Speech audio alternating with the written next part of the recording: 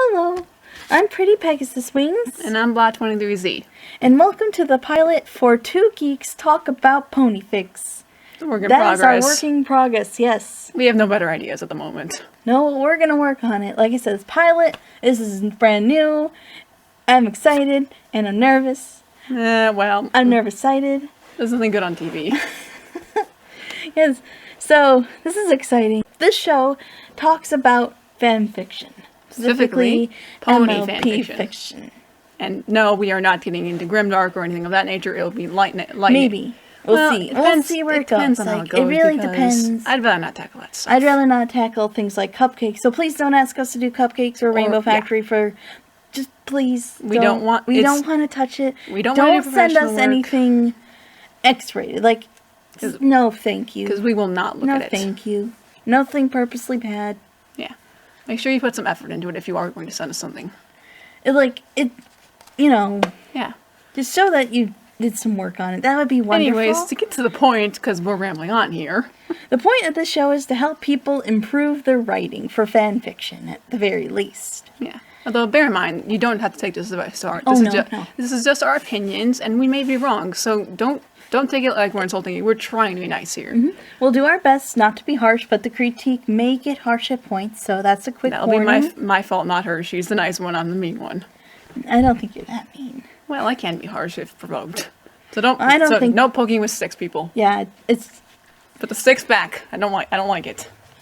So, to begin, the basic format of the show goes is that we're going to, your OC suck, and yes, this show is similar, it has influences, but it's different in the sense that we will not be talking about how characters look. We don't really care about how they look. We care about who they are, what their motives are, all that fun stuff. And that's also the fanfic itself. Of course, the story, the ideas behind it, concept, execution, all the fun stuff that everybody loves from fan fiction.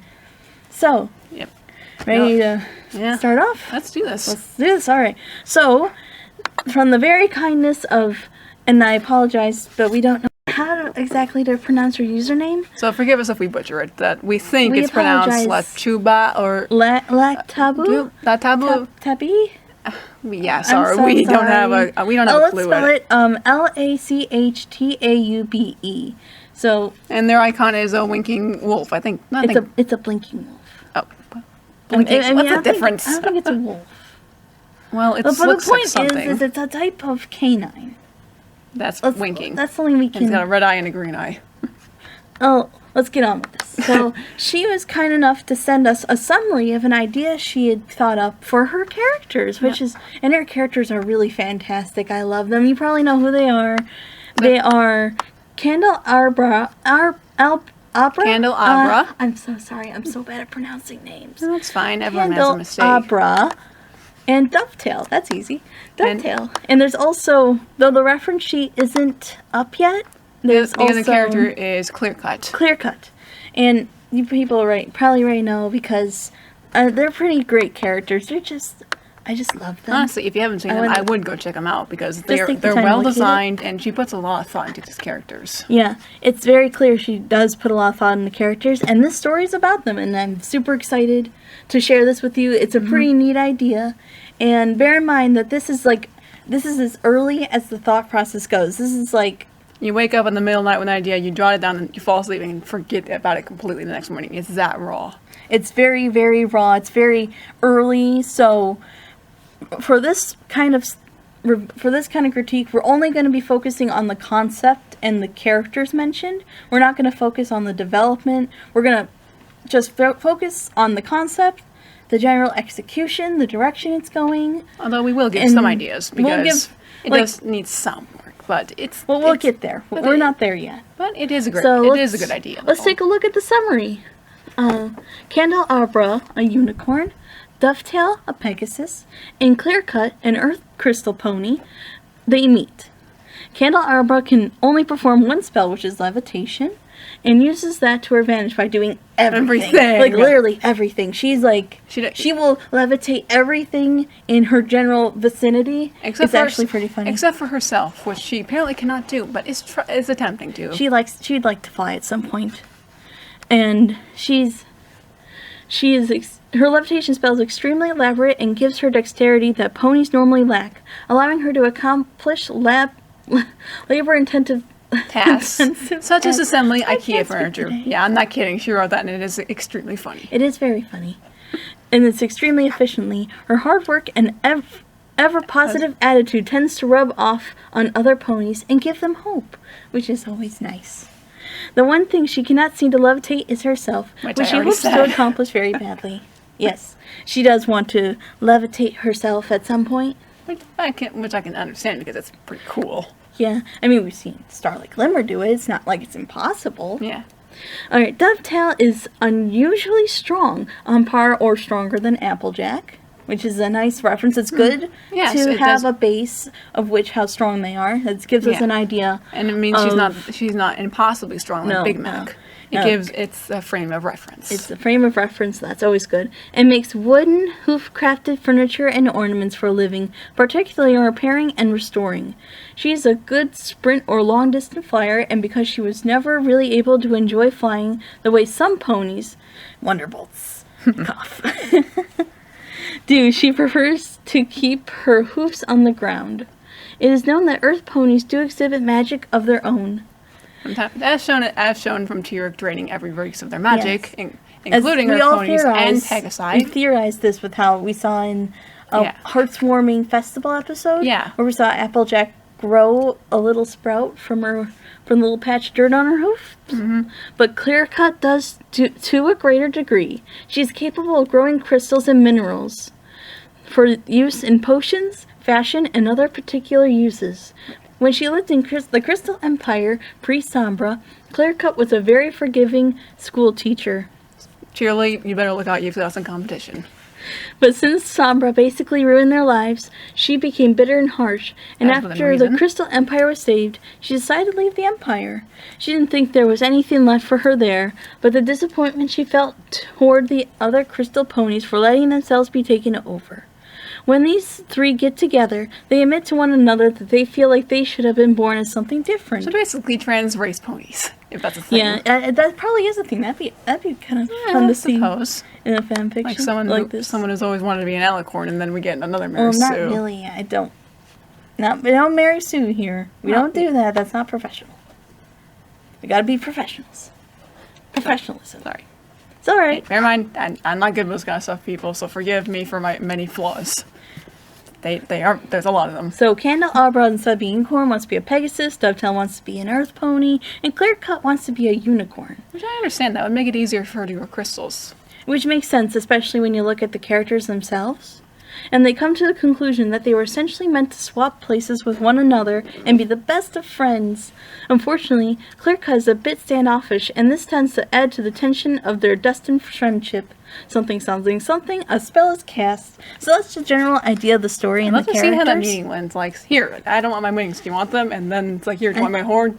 I don't like my horn, do you want that? I think it was more like maybe they bumped into each other and they just happened to stumble across the conversation, or maybe Dovetail and Arbra were... maybe someone was complaining like, oh, I don't like my horn. It's like, I'm not trying to be...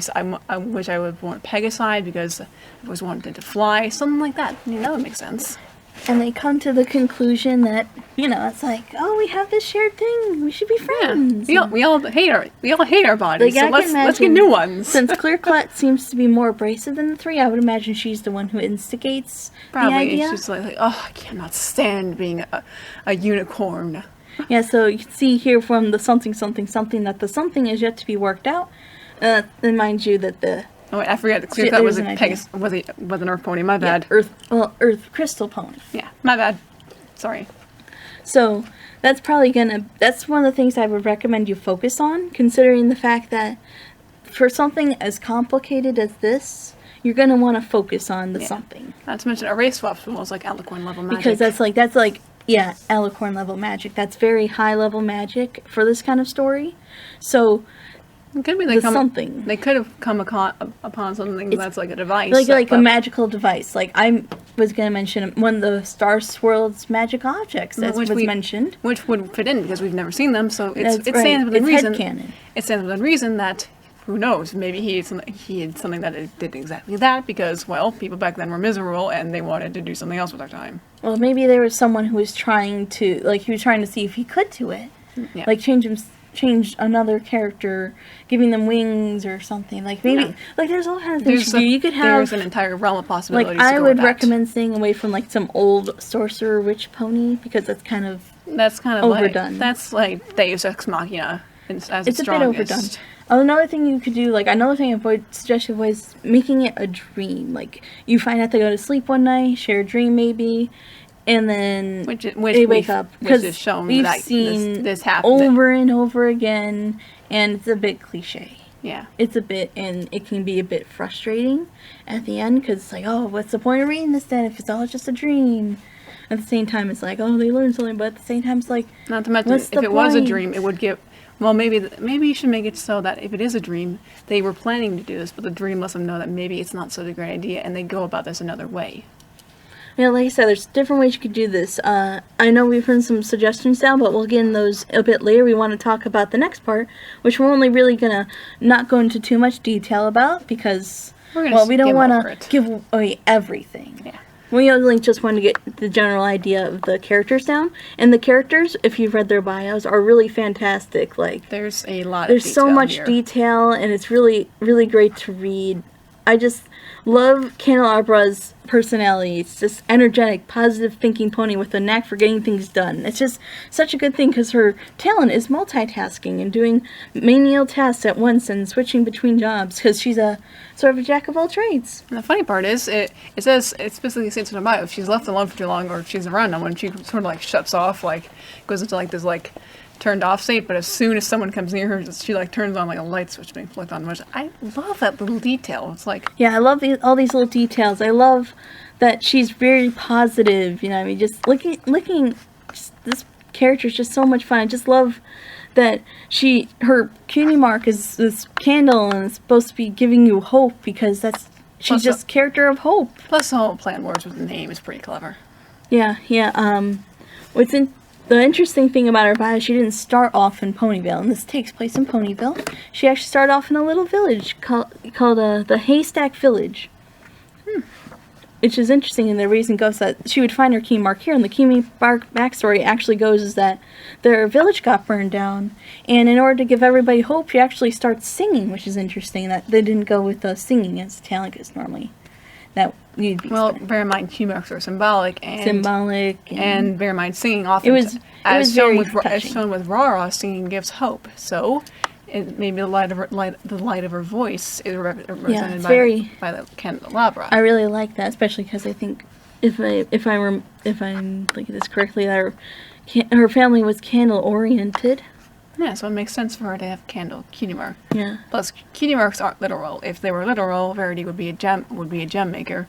Fluttershy would work solely with insects, and Pinkie Pie would work solely with balloon animals. So you can't take it very literally. Yeah, she has a very, like I said, very interesting bio. She's fast-paced. She's tries to give light to those in the darkest of times, all that fun stuff. Like I said, it's a very well-written bio. There's definitely a lot of detail, and I'd like to go through it all, but we don't want to spend the whole time talking about the characters, because there's just so much information. There's just so many wonderful details. This is exactly how I like to write my bios. Plenty of detail, plenty of ways, like, describing, like, this character is this, but this is exactly how it is. It's like, not just this, but this is more in detail of what I mean by this. Yes. Very well written. I suggest you take a look at it. Same with Dovetails. Dovetails is very nice. I like the description because she has this long hair, but a cut bob tail. And it's just very interesting how she describes that the reason for this is because from the front she looks like this pretty pony, but from the back it's not exactly what it seems from the front. Actually, they have there's a Japanese term for that, for a woman who looks beautiful from behind, but from the front she's ugly. Yeah, so I'm not sure what it's called. I really like that she went into these details. You can see she really took the time and thought about these characters and really, really considered basically everything. Everything. That's exactly what you should do, because it's a very character-focused story, and that's something really important, that you get down character for this kind of story. And you did that very, very well. I love these characters. I want to meet them, and I want to give them a big hug, because I just love them. So, now that we got the characters out of the way, unfortunately there's nothing, as far as we're aware on Clear Cut. I did look through her gallery. I did not see anything, but that's okay. I can get a general idea of who Clear Cut is from this, which is good. And I assume she's probably still writing that out. So Yeah, so give her some time. We're not gonna like nail her on that. We're not gonna nail. So let's start getting into the meat of this whole story. Now we understand. Let's just summarize. The prime rib and the chops. This is the summary of the general meat of it all. So, of course, the skull is capped. So what happens afterwards? Well, exactly what you would expect. The characters are loving their new wings. Like, Candelabra is flying around. Dovetail is going to cut down some tree to make some woodwork because she's a woodworker, as we know. And Clear Cut now has a horn, so she's trying out all these spells. It's so exciting. But then things kind of turn sour. It's not exactly what they would expect. Yeah, you'd expect them to have like some problems because since Unicorn Clear Cut was not a unicorn right away, you'd expect her to have some trouble with magic. Right, and since Arbra, like she seems to be flying pretty well. Like she did crash, but I expect her to fly into a few trees. She flew into I think it was a rock or something, if I remember. Okay, so basically she flew into something, fell in a bog. Yeah, Tom has. Yeah, she fell asleep while flying, and crash lands into a bog. Yeah, Tom had some complaints about a Pegasus flying into him.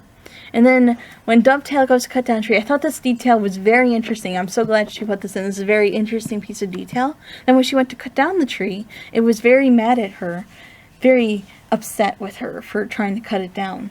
Which is interesting because now she's an Earth pony. She has a deeper connection with the Earth. Yeah. Why else would it's an Fluttershy want to interesting be a tree? detail. And we'll talk more about that in a minute. But then we find out that the most interesting part is that in comparison to the others, Clear Cut seems to be doing pretty well with her magic. Seems to be enjoying herself.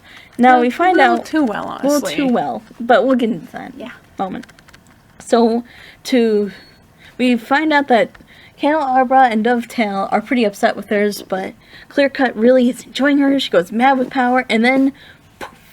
Like you expect. This magic orb that she's been building up of her power sends them to this alternate reality, and it's like, what?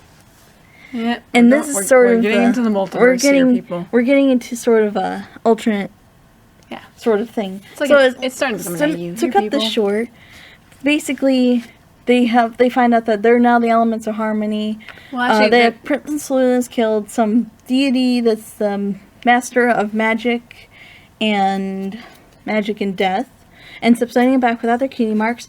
Apparently, there's a cutie mark problem, so the main stakes get on this, and eventually they get their cutie marks back. And that's the end. And they still get to keep their species. So, now that we got that out of the way, I kind of wanted to... And also, another detail. Discuss... Clear Cut becomes an alicorn in one part of the story. Yeah, Clear Cut becomes an alicorn. I know you guys don't want to hear that, but that's something that has to be mentioned. Well, I mean, there's nothing wrong with her becoming an alicorn. It's just the sense of...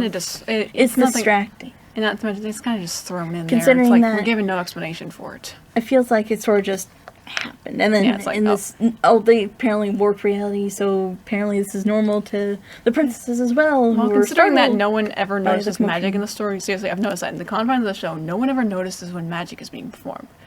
No one notices Shining's eyes when he was possessed by Chrysalis. Well, maybe because it's just so common that you kind of... You think you'd notice a giant floating field of energy around someone. Well, the point is that this part of the story is a bit what's the good word for this? It comes a bit out of nowhere, like cobbled together.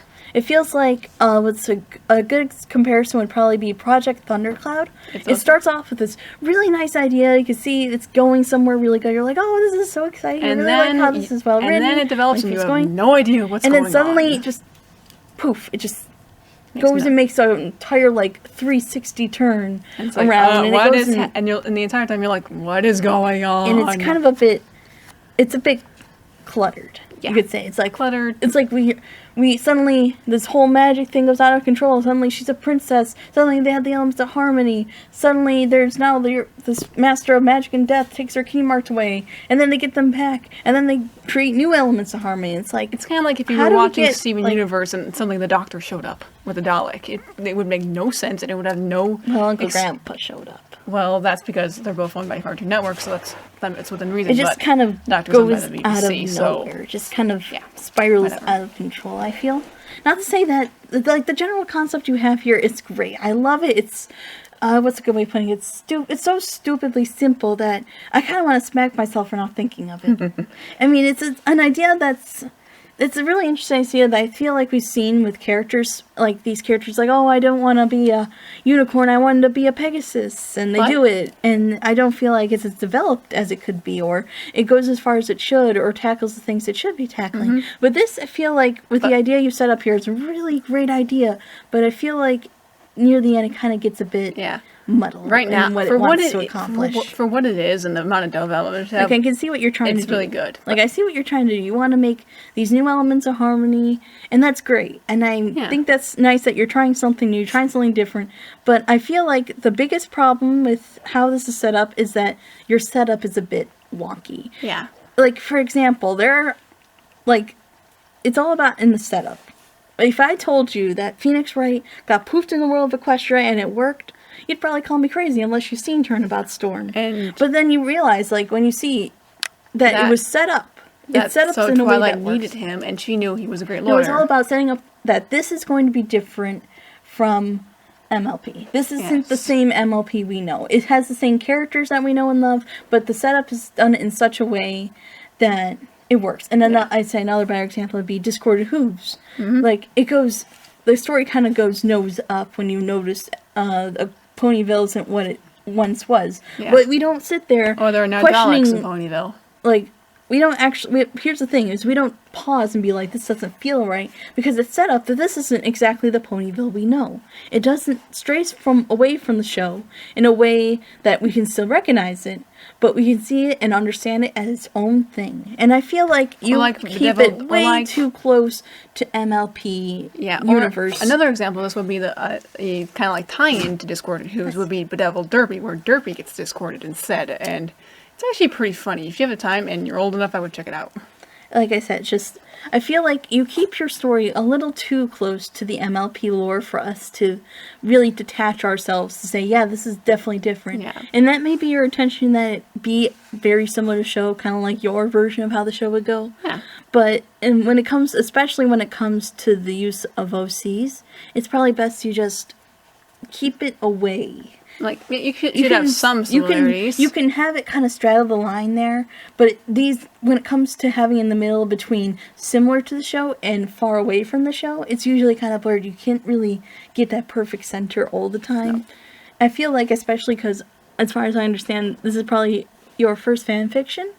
I don't know, I'm making assumptions, but it's probably best if you're starting off that you don't go for a crazy idea. Yeah. You're better off starting simple. Something like a slice of life.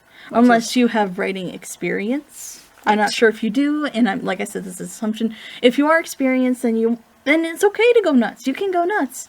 But probably have a big bowl of them and look at pistachios, walnuts, everything, and just eat them all. But this is something to consider when you're writing this, is that you don't want to go too nuts. Yeah. You don't want to make these deities come out of nowhere. It feels like a lot of the stuff just comes out of nowhere. It doesn't feel like there's much of a setup for this. Like, the story itself, the idea, the characters, all that is perfect. It's fine, it's wonderful, and I love it, but the general execution and the setup need a bit of work. And like I said, this is the early stages of this, so you've got a lot of wiggle room here. You've got a lot to work with. You should not only just start with this, maybe you should come up with different ideas of how you can go through the story. And just kind of brainstorm. Don't stick with just this. You should go nuts. Yeah. Like, for instance, I've written up a few ideas you can take a look at, and if you want to use these, you can most definitely use them. Let's start. I've written out 4 ideas that range from the most extreme of crazy ideas to pretty simple. To pretty as simple gets. Any one of these ideas could work, or none of them might work. You never know unless you try. You never know unless you try. Like, I just wrote these off the top of my head. They're probably stupidly crazy, but this just gives you options. Well, those are the best kind of ideas. The ones that you think will never work, and they turn out to work. We want to see personally, I can't wait to see what you do with this. I really want to see this story and these characters just come to life, because I love these characters. I love this idea. It's a great idea.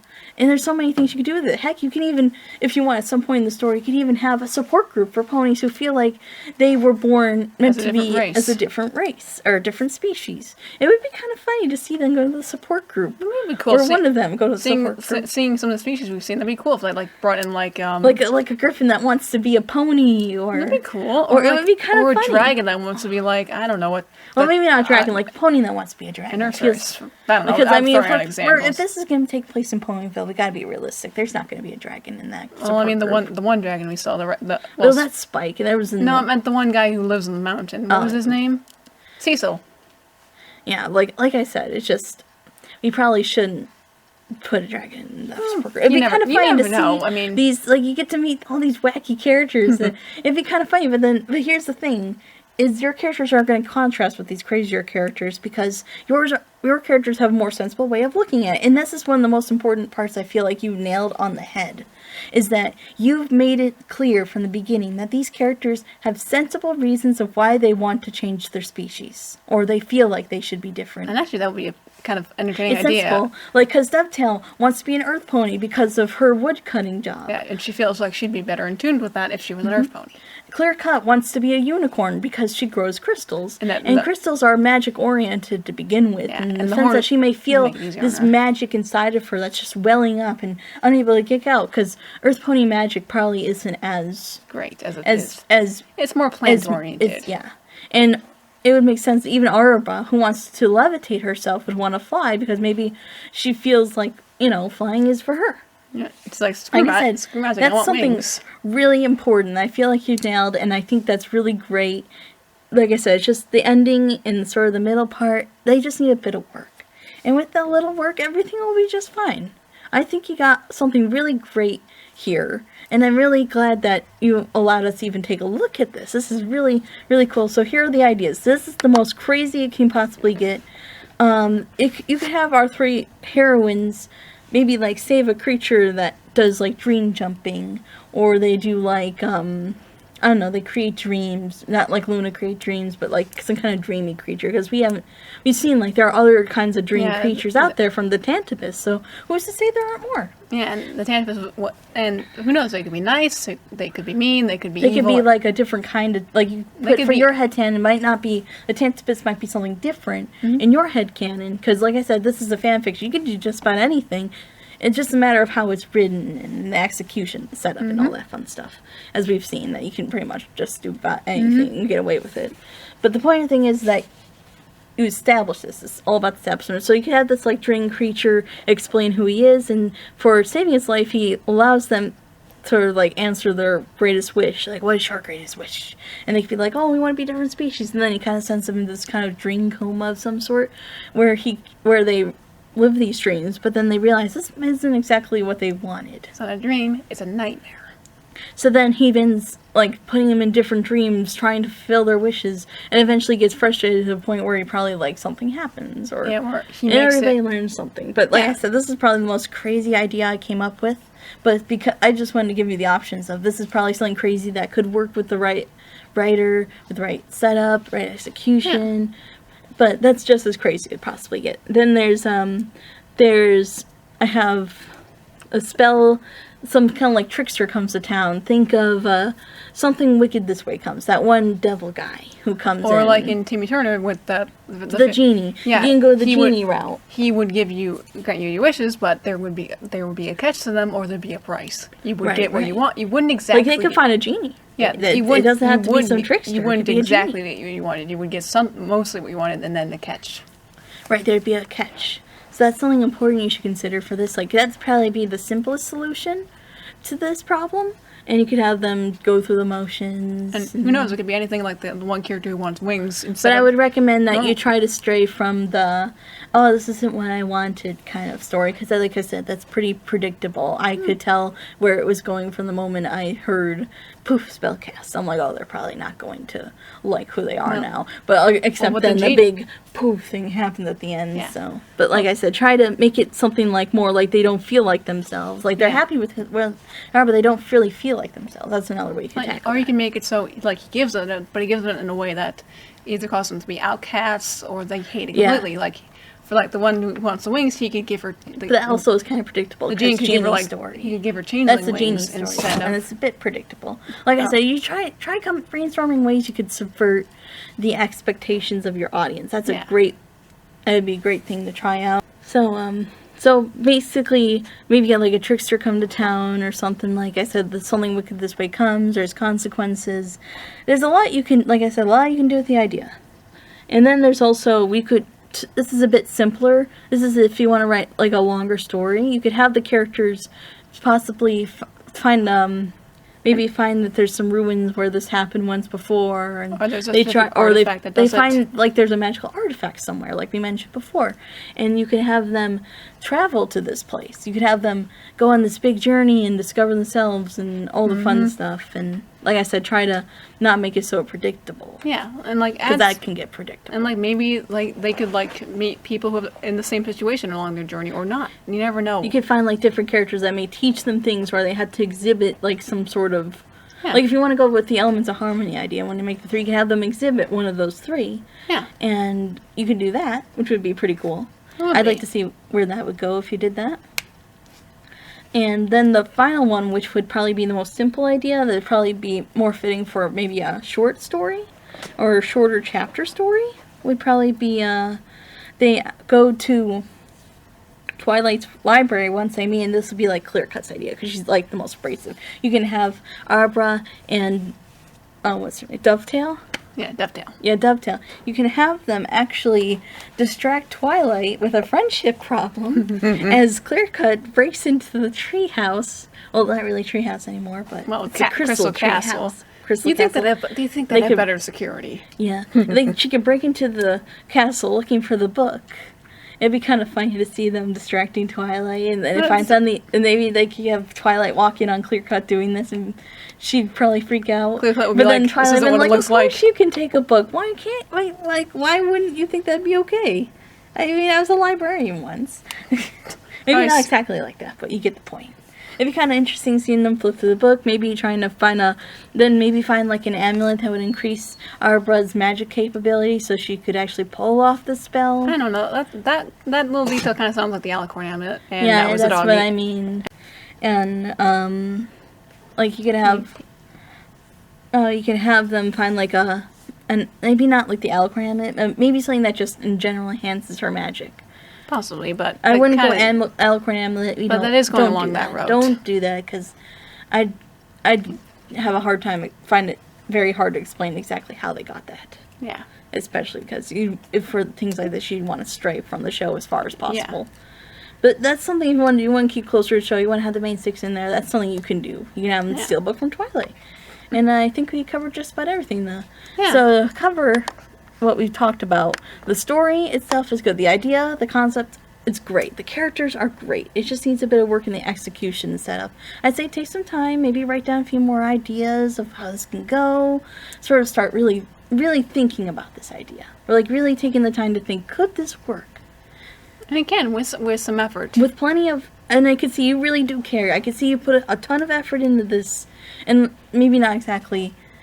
Well, into the characters, the- but this. Well, clearly you're putting a lot of work in this, and it's very clear that you really do care. You really want to do something great, and I respect that. And that's something everyone can understand, and respect, and understand.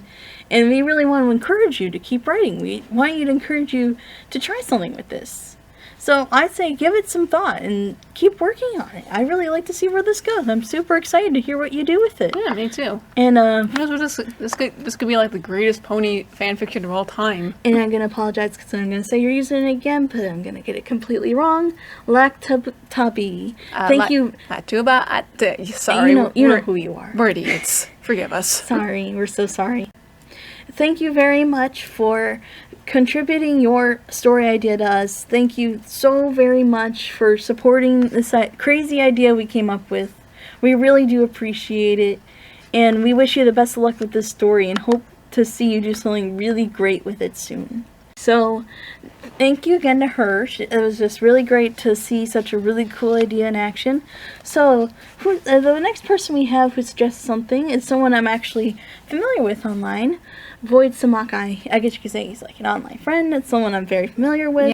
Just a quick disclaimer about this story. It is, well, first of all, it is his first fan fiction, so there's going to be a lot of leeway here. There's not really necessarily errors, but more a lot of things to improve on. Well, no one's first fan fiction is good. Of course not. My first story when I was writing, it's awful. It was bad. I can't even talk about it because I'm just so ashamed that I even put words to paper like that. My first story was some weird random things I wrote like when I was like 3 about an ogre wanting to go to a ball or something. I don't know. I was a weird child. Yeah, I think you're all weird. But the point is that, so this is his first one, and it also is, and I kind of want to say this because I feel like it's important to know, is that it is Five Nights at Freddy's crossover with MLP. And we just lost half our viewers. It's not that bad. No, I'm saying some people hate both, Yeah, so that's why I said that. They do hate. I know there's people who do hate. I'm kind of in the hate department myself. It's understandable. And that's mostly because I hate horror games, because I'm not a person that likes to get scared at all. No, she does not. I really hate getting scared. So yeah, I have some. And then I checked out the game, and it freaked me out. It's not my cup of tea. I have two. And of then the I games. saw it really did blow up, and I was like, oh my god. It's Plus really the blowing fan up. and yeah, And the story itself, I mean, it's fine and all that. I mean, I'm okay. If you like it, it's great. I think that's great. I support that. I just don't like it. It's not my thing. I won't let that affect my opinion of this, but I thought I'd just make that a bit clearer, my opinions on this, because I'm sure someone's going to ask and all that. But the point is that this is that, and we're going to talk about our opinions on these kinds of stories. Yeah, because We do have opinions on this kind of stuff. So, just quick warning, because I'm sure some people probably don't know it. Maybe at this point, if you don't know what Five Nights at Freddy is, but yeah, if you I don't feel know like that's just something you should know, because although honestly, if it's you a don't know very what big Five Nights part at of the Freddy's is story. at this point, you need to move from under your rock. And since this is a chapter story and not a summary, we're going to just do an in-depth look and read out the first chapter and discuss it because in this depth, thing, and then do a quick summary on what's already written, because it's not finished yet. Yeah, because currently this thing has 10 chapters, and we are not doing that in one recording. No, I don't think we can do 10 chapters in one recording. Yeah, no, So, we can. let's begin. So this is first, it's called Two Stories, which, Doesn't make any sense. I mean, it probably makes more sense when you read it. Like, when you see, I don't know, just some book, like, there's a book I really love called Winter Girls, and you're like, what's Winter Girls? But then you start reading it, and you kind of do understand why the title is the way it is. I don't know. I think it's just one thing you just gotta read. I don't know. We have read into the story, and I haven't seen anything that connects the title to the story, so... Maybe I'm sure it's something later. Maybe there's something else that connects it that I haven't read yet, but so far I have no explanation for the title, and that kind of throws me off right away. So, this is chapter 1, Not You. Let's see. Starts with some dialogue. This is nice. In a dark sauna meant to replicate mountain springs at night, a creature was rejuvenating and regaining his strength. He turned his dragon head to one side and used his claws to produce more steam via a knob. He closed his eyes and thoughts flooded his mind. The past is sure something worth remembering, the creature muttered, but the future is what we must look forward to. I wonder what they are doing now as I speak. And this is sort of where you've just lost me. Yeah, because I don't understand what's going on. That is about as cliched as a Now, TV, I understand, like, things TV like tropes this. page. Now, for those of you who are probably questioning why we're saying this, is like, because when you read later on, I don't really understand, because I've read later on, I don't understand how this ties into anything with the story. It probably happens sometime out of the story, which is alright to have these references outside of the story, but it has to kind of make sense in the context of what's happening. Plus, it's kind of It's probably suggesting that he's relaxing after something that happened previously, and this is probably where you'd want to have your characters discuss that, but not in a way that's explicitly you're talking about it, more or less discussing as a sort of, remember when this happened? Yeah, I remember. But not very remember explicitly. when you nearly Just got a blown quick, up. yeah, like I said, it's like you. that's sort of the thing about dialogue, and this is something we've seen throughout this whole thing. He does have, Samakai does have a bit of a problem with dialogue and exposition, which we do have. I'm going to actually link to Digibro's video on exposition and Zangyo no Terror. He does a very great job in describing a great way of giving exposition in your stories, even though it is anime based. You can anime and film in general. It's just something you can it's just a translation of written literature. So it's a great video. I suggest you check it out, and then I'll link it below. And we'll figure out how to do that. Imagine all movies and television shows the start point off as writing. is that the dialogue is a bit of a problem, and we'll discuss that more later. But that's just something to know, is that it just feels off. It's like, I wonder what they're doing now as I speak. Who is they? Yeah. I don't, like, there's something I do think is you shouldn't question these things until you read later in the story, but since I've read all 10 chapters, I have not seen who this they is. I don't really understand what he's talking about. Not to mention, we're only like, given... normally things like this give us intrigue of what's to come. It's meant to foreshadow something. But in this case, it just feels like he has some... And this is sort of one thing I've had struggled with when I began writing, is that you assume that everyone knows what you're talking about. I know this is going to sound strange, but that is the best way I can describe it, is that you have everything worked out before, during, after the story. It's kind of like... And it's just, as you're writing, you're under this assumption that you already know what's going to happen, so you don't need to write it down. And I had that problem so much when I began writing, and it was a big problem, and that's just something to know, is that everybody goes through that. And it's just a beginning writer's thing. It's just something you eventually work out of. And there's, of course, an easy way of fixing this problem, which, of course, we'll discuss later. Yeah. But often this just leaves the reader confused and wondering what's going on, because often this leads to you leaving out details that are vital to the story, or putting in details that make no sense. And like I said, we'll discuss all that in just a moment. A knock on the door broke his trance, and he returned to the living world. A meek voice called from the outside. "Can I come in?" "Sure, come in. Make yourself comfortable, my friend. Just try not to keep the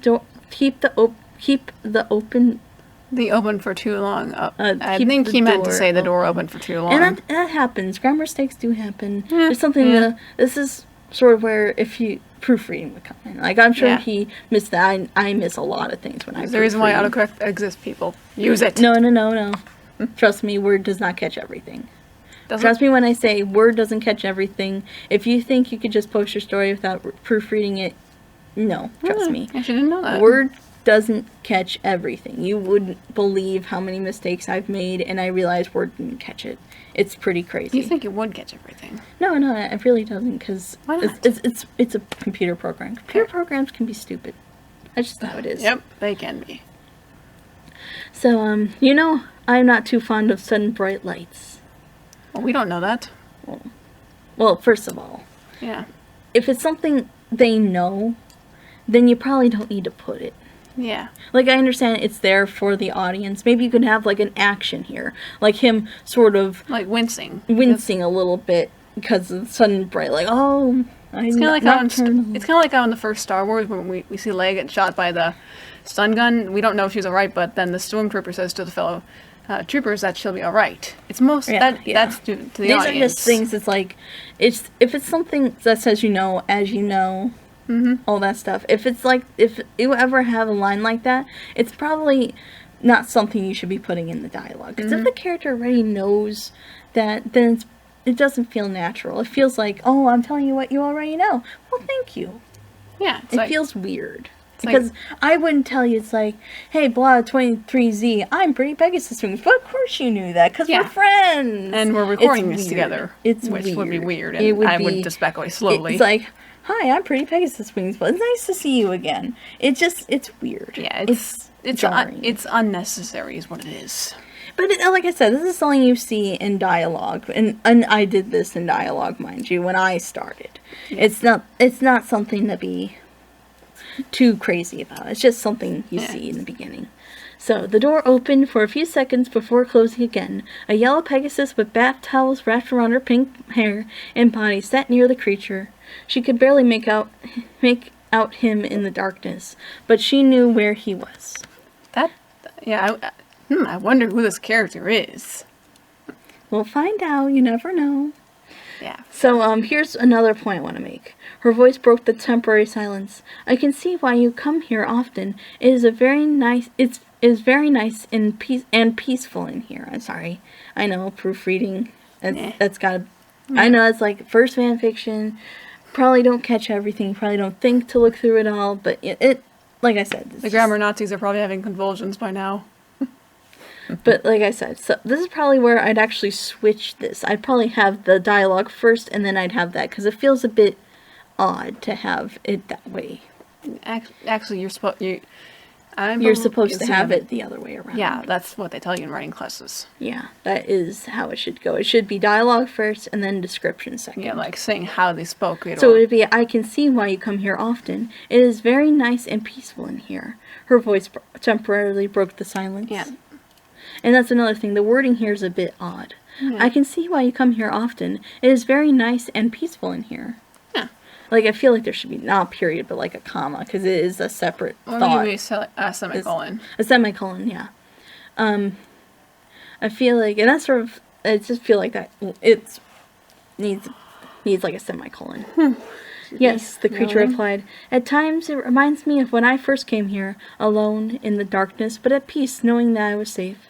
It must have been very relieving for you, the voice replied, to find a new home that's much better than where you first came. And here's another thing I have to tackle on, is that you're giving a lot of exposition here, and it's very, very blatant.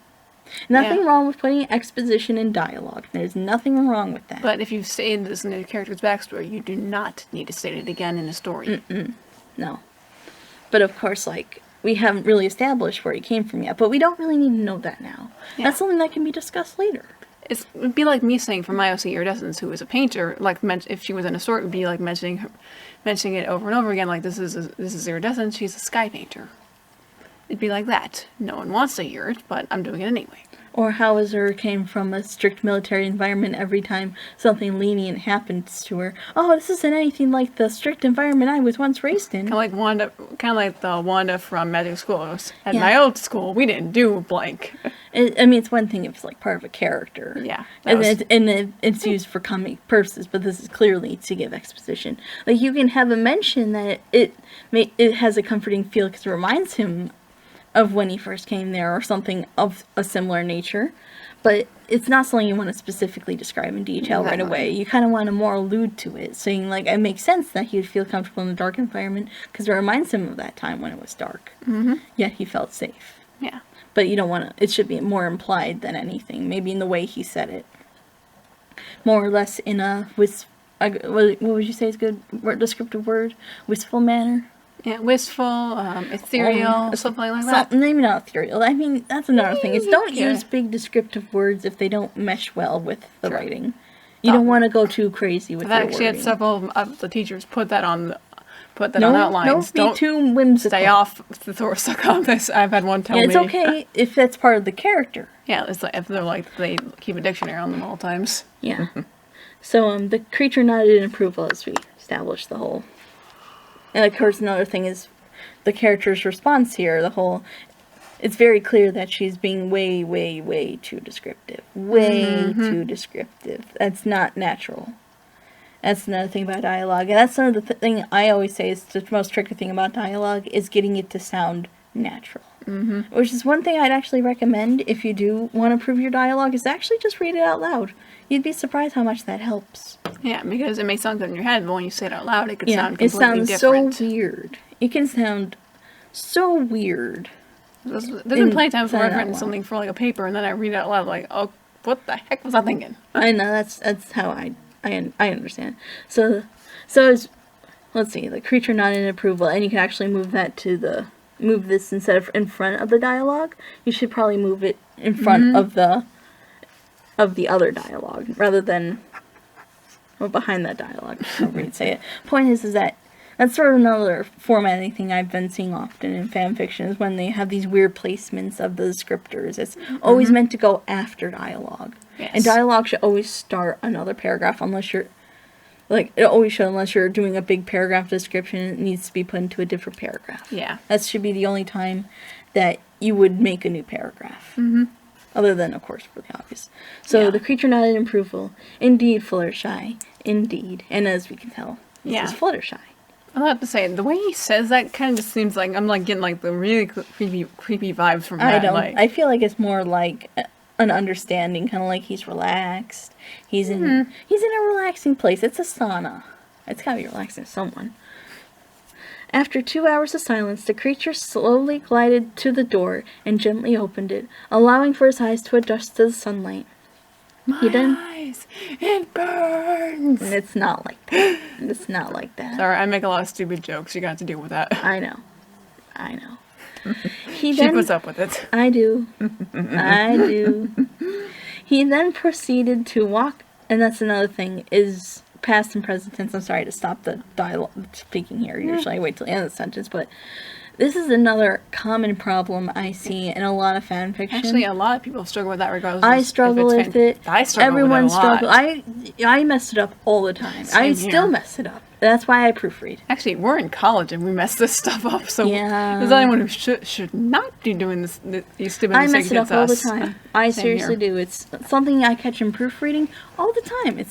That's why I always say it's important to proofread, even if you think you got everything. And I always would like to wait a day, wait a week, wait a month, however long it takes for you to clear your mind of what you just written. I usually like to say best case scenario 1 week, in emergency case 1 day.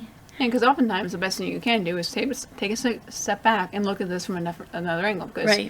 You may Take some time. You may to see think, clear out. flaws or ideas that you didn't think of before. Right, and that's always good to give it some time to settle once you've had the initial idea written out. That's how Yeah. I do it.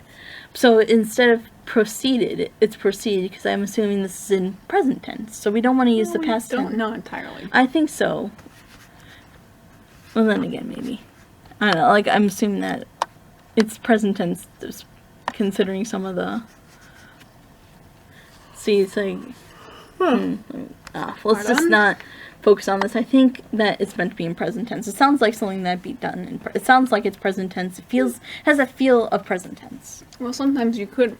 Well, I have noticed this. This is a mistake I do from time to time. I mean to write something in the past tense, but I use present terms. So Yeah, it goes both ways. It could be that. There's something to be aware of, because I feel like because I wouldn't be mentioning this if I didn't feel like that there was something off here. It could be that. It could be. It is present tense. It could be he's making that same mistake. I don't know, so I'm not going to say anything right now. Alright, then he proceeded to walk out of the room and close the door behind him. In the bright light, it was clear what he looked like. He had a dragon's head, tail, and legs, but his hindquarters and overall shape of his body was more like that of a pony. His eyes were a golden yellow, and his horns a bright yellow, contrasting his dark blue body. Around his neck was an amulet, a little dark gold gem. I'm sorry, I can't speak. He walked over to the spa pony, slightly towering her. He handed her over a few bits before going to the changing room. When he exited, dependent on past tense or present tense, I can't tell. When he exits out, he was wearing a samurai helmet with a silver moon crescent on top, 2 flank armor plates, and a single arm plate on his right arm. He then heads outside, where he was greeted by a purple and gold evening. That's actually kind of a nice description. Tells us a sunset without really, like getting into that, the whole oh, let me take a picture of this because it's so pretty, kind of sunset. Yeah, that's another thing about description. You can get a bit more whimsical with your description, just don't use too many big words. Yeah. That's just something, if it doesn't fit with what's happening, with the character, with the first person being sort of a person who likes to use the word big words, don't do it. But for descriptions, it's a bit more okay to be descriptive. Mm-hmm. Like if your character is because we want to get a good visual image of what exactly is happening. You don't want to say, you don't want to just say it's a sunset. You want to say it's this purple and gold evening. That's how you would get that. Nicer. It sounds a lot it gives me a better idea of what kind of sunset, what kind of colors am I looking at here? Exactly. And just what am I looking at? That's the kind of question I want answered, because I can't really see what you're seeing. I need it to be explained because I'm the reader. We don't share a mind after all. Mm-hmm. His horns glowed, then 2 dragon wings made from what looked like pure magic sprouted from his body. He took off into the sky, doing a few loops and spins before gliding slowly to a large building near the center of town. It was 2 stories high, was the size of 4 houses, and was crowned by a picture of a griffin wearing a top hat. So, yep, and I think you guys know, if you guys play Five Nights at Freddy's at all, you know exactly what building this is, only it's parodied. I know. Prevent suing, because... The sign read, Freddy Faz Griffin's Pizza, where the best pizzas are made. Come be a part of our family. Forever, because you'll be As stuck. we all know, Because you'll be stuck inside this an is clearly animatronic suit. Five Nights at Freddy's. The was it Freddy Fazbear's Pizza? Yeah, that's the am I first right? the I'm first sorry. game. So that we the only 4 animatronics. Okay. Sorry, I know a bit about these games, but I'm not obsessed with them. No, I barely. I only know the basics. Yeah, I have 2 of the games, but I'm not obsessed with them. I just play them because I'm Alright. like a big chicken when it comes to this kind of stuff. The creature, Cock! the creature looked up at the sign and sighed a deep sigh. I think sigh deeply would work a bit better. It's a little Yeah. less redundant. Yep. Did they just add the Faz to Griffin just so they could use the name Freddy? Why not name it Griselda, Griffin's Pizza, or Gilda? To be honest, this joke is a bit Yeah. Out of Gilda place. herself would call it lame. to be honest, and I think the joke is a bit out of place. It is. I mean, it's a bit awkward to go from looking at this, like from this, well, even just the transition to this place. It feels really, really, really odd. I feel like we went from sitting in a spa to Fazbear's. Yep. It feels like there really wasn't much of a transition. Like suddenly Fluttershy's there and they're talking, but then he gets up and leaves. All right, I mean, and he goes there and it's like, oh, and then he makes a joke about it. It's like it just feels. There's no It transition. feels like there isn't a transition happening. Which it feels is, like you need them, honestly. you need maybe you could say Fluttershy and maybe Fluttershy was originally sitting there with him and they're just talking. Yeah. And they're being good friends. Establish the fact that they know each other and that they're friends, and that's exactly what you want to do with that. And then they say it's like Fluttershy remembers that they have to go, and they're like, oh, we gotta get going, and they head off there and they go in together. And that could be one way to transition to this. Say, oh, it's so and so's birthday. We gotta go now. That kind of stuff. Mm-hmm. So that'd be a good way to fix that. So he entered the building where a party was being held, of course. Yeah, because a party of Fazbear's is a great idea. Well, they don't know that. I think they'd learned by now that do not go in Fazbear's unless you want to Well, die. we're or in a world where this is, Trust me, it's It's Chuck E. it's not Cheese. Five Nights at Freddy's without someone getting stuffed into a suit. but they don't know that. Well, they're gonna know it soon. They're the characters. I mean, how would they know? It's just a place they go with the kids. All right, here's a group of young fillies and 2 grown mares, an orange earth pony with a cowgirl hat, and a white unicorn with purple hair. Gee, I wonder who they are. We're just finishing blowing out birthday candles and getting ready to serve ice cream cake. Hey, AJ, Rarity, sup? Never thought I'd say that. Both the mares turned to face the new guest. Hey, you made it. Thought you'd never make it. Okay, that's another thing. Yeah, If they say you made it, I don't think you need to say thought you'd never make it. It sounds a bit weird. it is redundant. It's It's a completely bit redundant. And like I said, easy way to fix that, just read through and think, do I really need to state this? And just get rid of it if it doesn't need to be there, add if it needs to be there, whatever is needed to be done to make it flow better and sound natural. What, with you hanging out with Flutters, said the orange pony before she made a sly face at the creature. Oh God. Did you by chance... Applejack, irked the unicorn. Such thoughts. Don't worry, she is just joking around. I am glad that you could make it here. And I'm sorry, but I kind of have to state that this joke is a bit out of place. I get that you want to make this joke, but I just feel like it's so out of place, especially for these characters to be saying this stuff. It's OOC. It's very, very, very out of character. Which is what OOC stands for. I mean, if all the characters to say that, I expect Rarity to say that more than Applejack. Yeah, and to bring up the couch of drama. Yeah, I mean, I just don't think it works. AJ I understand you want to make us laugh, you want to put a joke in there. There are other ways to do that. Because AJ is very simple when she talks, and she's to the point. She's not like this. But there's other ways of doing it. Yes. Other ways. That's the problem we often find with these fics. People want to include the main six, but they don't properly include them as characters. They change them too much. Like, it's either they change them too much, the interaction isn't natural, or it doesn't work. Yeah. Or it just feels forced. And I understand you want to have your character meet their character. I mean, that's fine. That's what you want to do. That's great. I think if you really want to improve your work, just be wary of these things. These fatal slip-ups. These general things slips that happen. I mean, it's great that you want to do that. I support that. I think if it's something you want to do, go ahead. If it's something you enjoy, if it's something you want to share with people, that's fine. But if you really want to improve, you gotta really study these characters, get to know them like you would know the back of your hand by like watching the episodes, taking notes, like even trying to find the best characterization of these episodes of them. Like for AJ, it'd probably be like probably the best one to date would probably be what was it called? Maybe the family reunion episode. What was that one? No. I mean, the best characterization of AJ to date would probably be.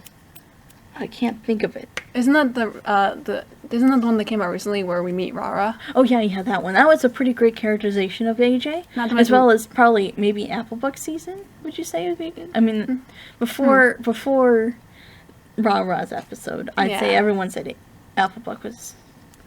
Oh yeah. But I'd say definitely look or Bats to maybe would be another good one. Look to the episode with Rara.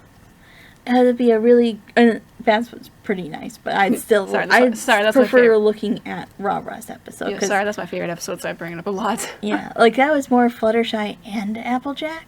So we wanna, I'd say, focus on AJ there. For Rarity, probably be, she has, just about any episode would probably work for her. She's very rarely out of character. I think probably the best episode for her would be either Suited for Success or Made in Manhattan. I'd say just about any episode with her. She's pretty good in just about almost every episode. Fair enough. I can see that, Rarity. Anyways, here is your birthday present. He handed over a small gift to one of the fillies. She was Dinky, a light purple unicorn with derp eyes, something that she took after her mother. All right, wait a minute. In the show, Dinky never has derp eyes. Ever. We've never seen her in one frame of derp eyes. Well, I mean, you don't know that. And we don't see her. She's not even a main character. We see her in some shots, but it's never at derp eyes. We've seen. I mean, like I said, it's his fanfiction. That's what his headcanon is. That's his headcanon. You know. So, she opened the box and a smile filled her face. The creature's head filled with just one thought. Oh my goodness, this is Smile HD on overdrive. I think we have to discuss reference humor. And I understand, you probably really love Smile HD. I mean, for its time, it was actually kind of funny. I thought it was funny. Because Pinkie I kind of have a soft spot for gore-based humor. I don't. I like it for the most part, but it involves ponies. It's just like, no. I'm one for dark humor from time to time. I like dark humor, but when it involves Pinkie by brutally murdering her friends for no reason. No, it's funny because, well, you would never expect that to happen. It's meant to, it's what's called shock humor. It's supposed to shock you. It's supposed to shock you to the point where you start laughing. Yeah, but then we get... I kind of enjoyed it. Yeah, but then we get stuff like Mr. Pickles. I wouldn't say it's the greatest, I know, but there's different ways of doing it right and ways of doing it wrong. I think for its purposes, it did it pretty well. I wouldn't say it's the greatest thing ever or a shining example of shock humor, but I'd say for what it's worth, it was fun. I mean, it was well animated too, but point is, reference humor is a very fickle thing, especially if you're referencing something like Smile HD, Cupcakes, Rainbow Factory, anything in that vein. It's very, very fickle, and I'd suggest you just stay away from it, unless what you're doing is sort of a parody work on something else. Or if it's the same nature, like it's just as gory as Rainbow Factory, or it draws it's similar no, just to don't Cupcakes. do it. Just don't do it. I just say don't even attempt it. Enough. Because the way I see it is just, first of all, the fact is, reference humor relies on the fact that everybody knows what the thing you're referencing is. And the thing about that is that a reference humor really works is when it works both in the context of the story and as an outside funny thing. Like, if I were to randomly scream chocolate a few times, most people would know where that's from. That's from SpongeBob, but it would have nothing to do with the story. Right, so, and Smile HD has nothing to do with what's going on at the moment. Yes. At least, this entire scene comes out of nowhere.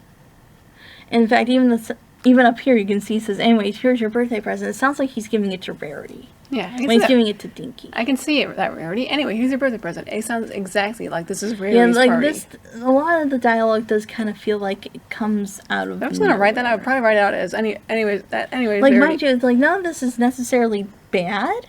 That it does need a lot of tuning. It does need a bit of tuning, but I'm sure, like, it's clear it's very, very first fan fiction.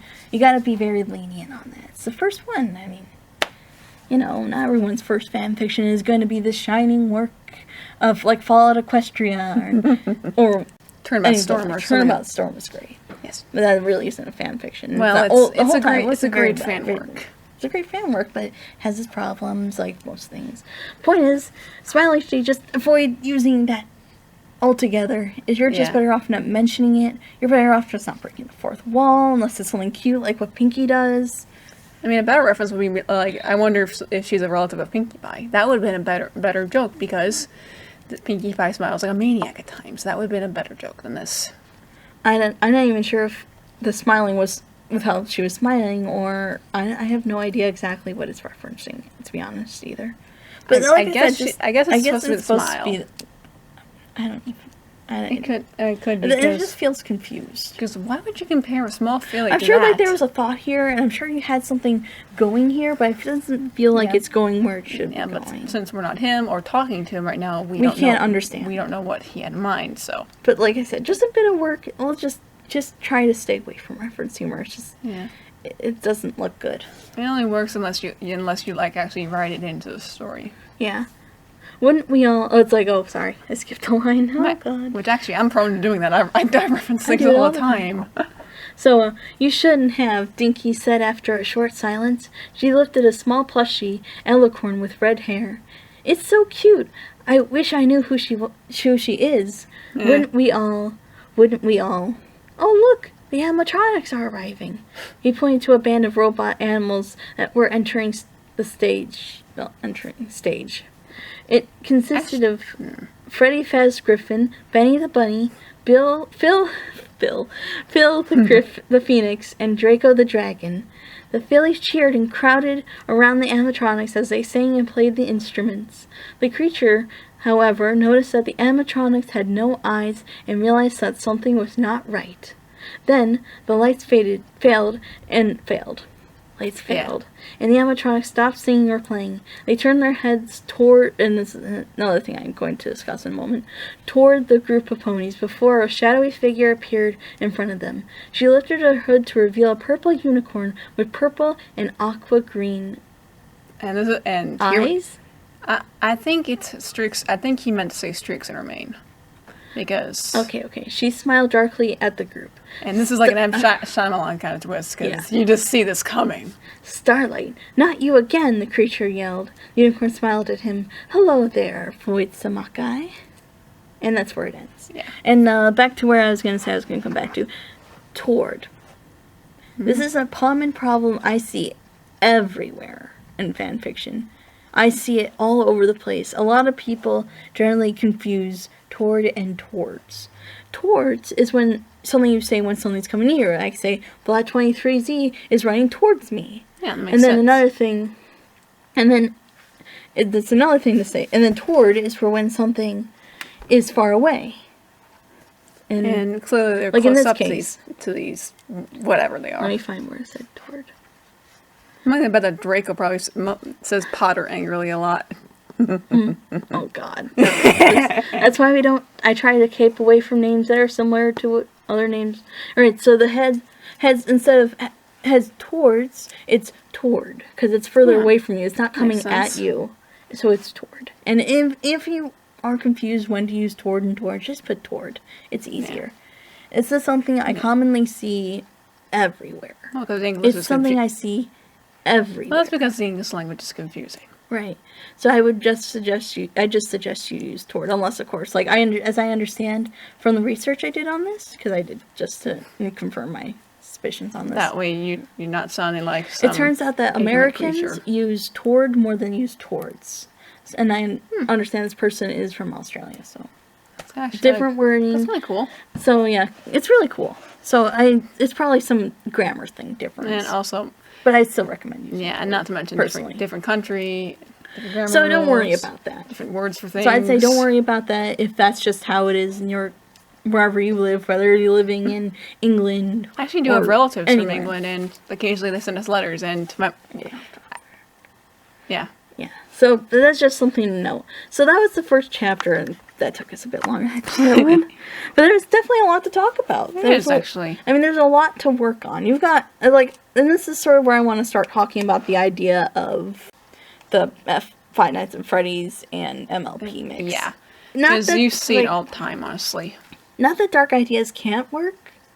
And I'm not saying that this is a bad idea. I mean, look at Fallout Equestria. That's pretty dark itself. Yeah, it's like you would never expect to see MLP and Fallout in general working, but it works. It does actually, because there was a lot of thought put into the characters, into the universe.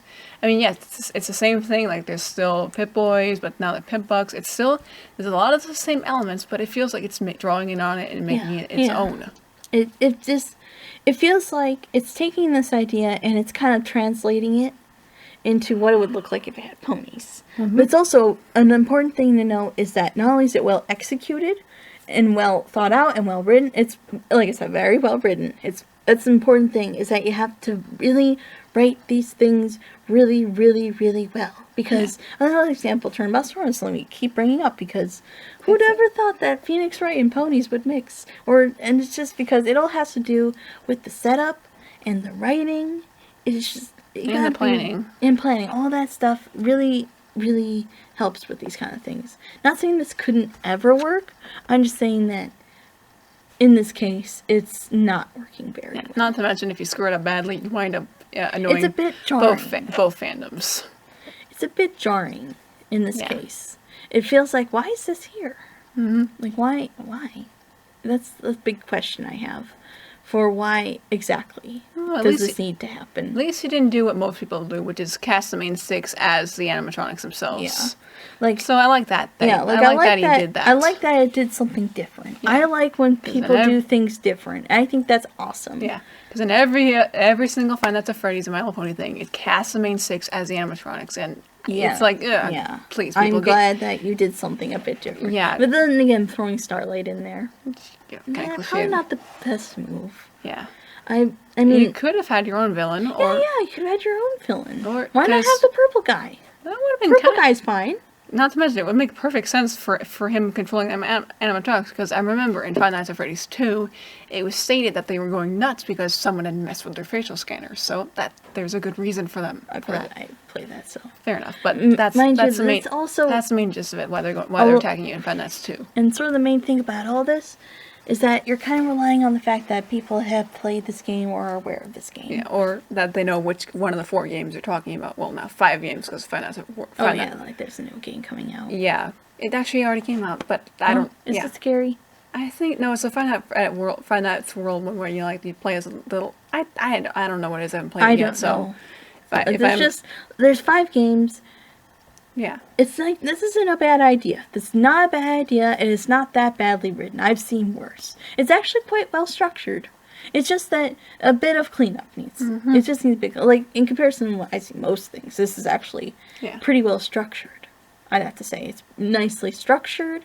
I can see where you're going with this. It's very clearly, for the most part, except for the little things, pretty well executed. Mm-hmm. It just needs a little extra work to get it past the sort of, I'm not sure what to call it, some kind of hump, some kind of writing hump that I can't exactly. Well, hill, mountain, whatever, plateau you want to call it. And then later on in the story, I'm sure I'm not going to summarize, we see that they run to the room, they meet Flirty and a few other fillies. And they basically become the night guards of the facility. And also AJ and Rarity escape. And another thing, especially in Chapter 2, we see a bit of out-of-characterization with Applejack. Crying. Like literally flat out crying, like immediately after they get stuck in this place. And we all know AJ cries on the inside. And then Rainbow Dash slaps her. Okay. And it just feels so out of character. I mean, the fact that any character would slap each other in MLP is just so weird. Not to mention, Applejack would never even let it happen to begin with. Yeah, and then there's also an ancient barrier that's been placed up because magic. And Samakai and the others are trapped in the world. It's magic. And here's another thing I'm going to address real fast. It's definitely interesting that your character helps to kind of fix the problem of starvation by creating food mentally, like literally just poof, he can make food.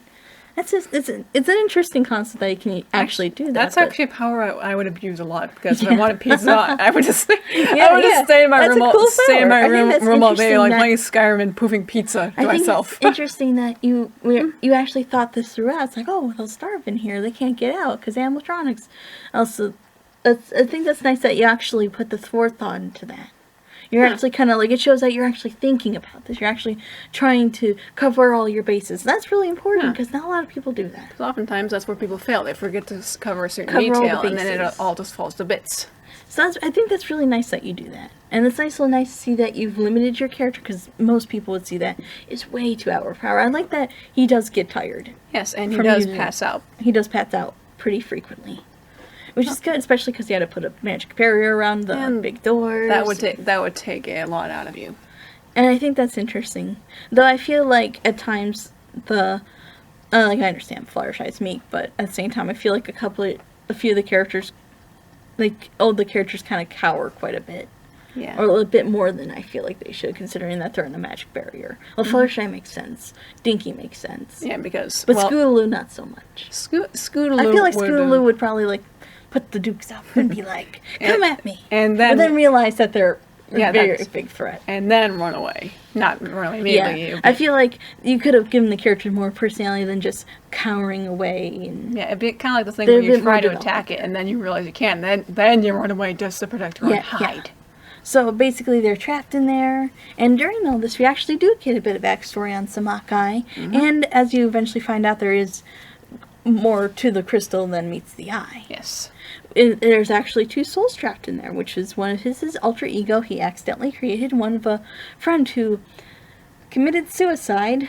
Yeah, we're going there. We're going there, people. No, that's not that bad. It's not that bad. I've seen worse. Don't tell me. I don't want to know. Don't destroy the viewers. She commits suicide because of how heavily bullied she was back then. Because this gang of 3 fillies were pretty terrorizing this entire town, and it was because it was a particularly bad day and Samakai was unable to see her that day, but it would have been nice to have an explanation of why he wasn't there. It kind of would have been nice. He had to do some magic and he passed out. And of course her parents don't take care of her and all that stuff. It does feel a bit too dark. Yeah. At times there. I can see where you're trying to go. You're trying to have this character with your character in this time period, or at least in the crystal, but I think it would probably have been better if Summerfly was an actual pony he meets. Maybe the first pony he meets. Possibly. And she can still be immortal and all that, but maybe feel like he can't trust ponies because maybe he had a bad experience back then with the ponies, maybe seeing him as a freak. But she'd be the first one to accept him, as he would be hiding out in the forest, and they'd probably become good friends. And she probably goes into the forest a lot, and maybe one day she happens upon him. And since she's bullied a lot, she can understand him a lot more. Yeah, and they could have sort of this nice friendship. Yeah, but she doesn't tell anyone about it because it's like they make fun of her even more, or worse, they could do something to Samakai. Probably another thing is bullying is a general cliche of OCs, but I'd say probably want to be unique with the bullying. Yeah, I don't know. If you want to change that is. You can still keep her in the crystal. Nothing wrong with keeping her in the crystal. I have nothing wrong with that. It's just a bit kind of too dark for what you're going for. And this is exactly what I said for the last one, the summary, is that, she did not do the setup very well. And I had to agree that the same thing comes here. It feels like you're trying to keep it as close to MLP as possible. But because the idea you're setting up is just so out there, in comparison with whatever happened to MLP, it just doesn't work too well. It's like trying to build a tower and then the tower just drags itself down. And I just think it would be better if you try to stray away from the MLP canon as much as possible. You can keep it similar to it, but it's just going for our idea of sort of keeping him in the shadows and having him happen to come into Fazbear's. Maybe replacing Fluttershy with her, because they seem very, very similar. Yeah, remember people, AUs are your friend. Yes, AUs are your friend. I think, if anything, the main six should just be the ones outside, and there should be random fillies to develop on in the inside. Yeah. And just going full out with keeping away, you can still have these characters in here, but maybe not have specifically Dinky and Apple Moon and all that. Yeah. And instead have them be different fillies that you could develop on later on in the story. Yeah. And as well as Summerfly being in there, because she's... Not to mention, we saw a lot of fillies that weren't named in Twilight Time, so that gives you a lot to work with. Yeah. You have, like I said, I can understand you want to include these characters. I think it's really nice when you want them to be friends, and there's nothing wrong with that, but I think it might be stronger if you tried to focus on your strengths, which is your characters. your OCs are your biggest strength, I feel, in the character department.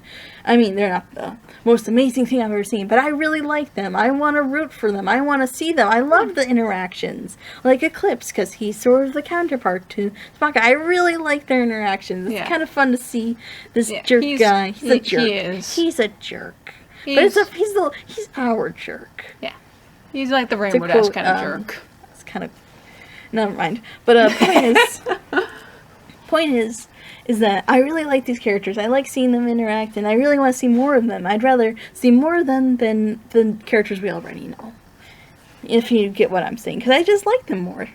It's not saying I don't like the main six. I do like the main six. I just like seeing more of your characters because this is your story. You should be showing off your characters. That'd be so cool. And I want to know more about Samaka. I want to know more about Summerfly. I want to know more about Eclipse. Exactly.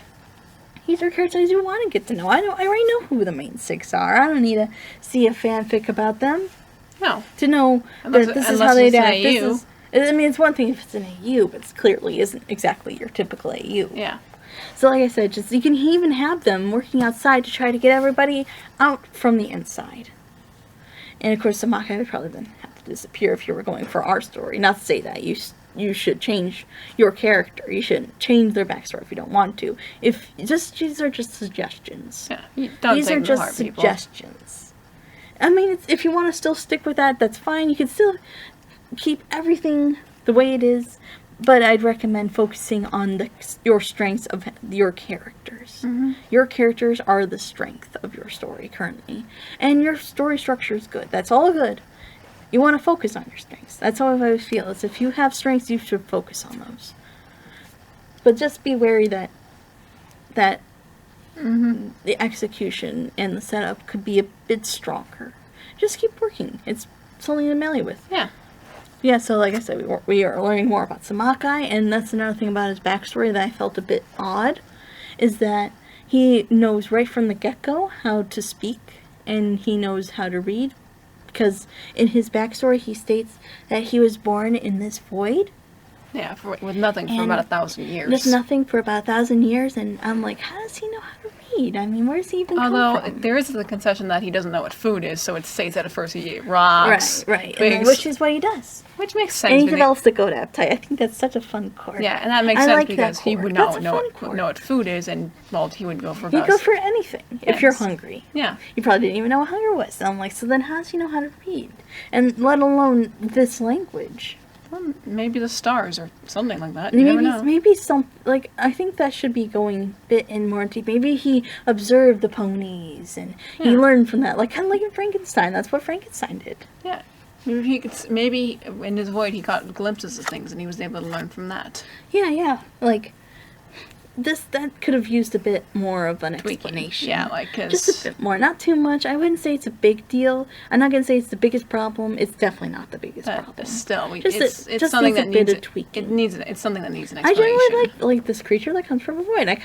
That's really interesting. I want to see that develop. I want to know more about this. And also, it's not a common thing, so it's kind of cool. It is pretty cool. It's very unique idea. I want to know if he was he, it says say it's more in the void, but I'd like to know if maybe he wasn't. Maybe he lost all of his memories. Or maybe just someone got angry with him and just threw him in there. Like he came from some other world of Kurans or not Kurans, like he was mutated Kuran. So maybe he was mutated in the void and that was sort of like a rebirth. Yeah. And then we find out later at some point that he does come from somewhere else and he's trying to get back home because now he remembers everything. Or maybe he doesn't want to go back home because he's happy where he's at. Yeah.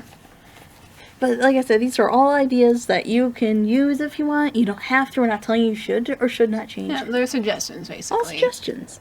And because I still like him as he is. He's still Samakai. He's still this big jokester that I know and love. Yeah, despite his appearance, Samakai is actually a big goof. He's a big goof at times. Well, he likes to say jokes when times get rough, but he's very patient and understanding. That's often what I do is when going against stuff, I make a lot of dumb jokes.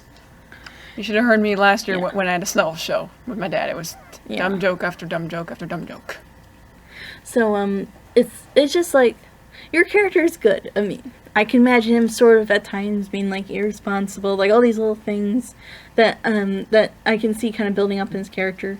And that's just from personally seeing all your work in general, but it's just like fitting all these things, like fitting all these extra little tidbits about this character into the story through the interactions and all that, and especially when it comes to the exposition about the characters and the description, rather than saying it in the dialogue, say it and describe it through their body language, describe it through their actions, their thoughts, the way they speak, that kind of thing.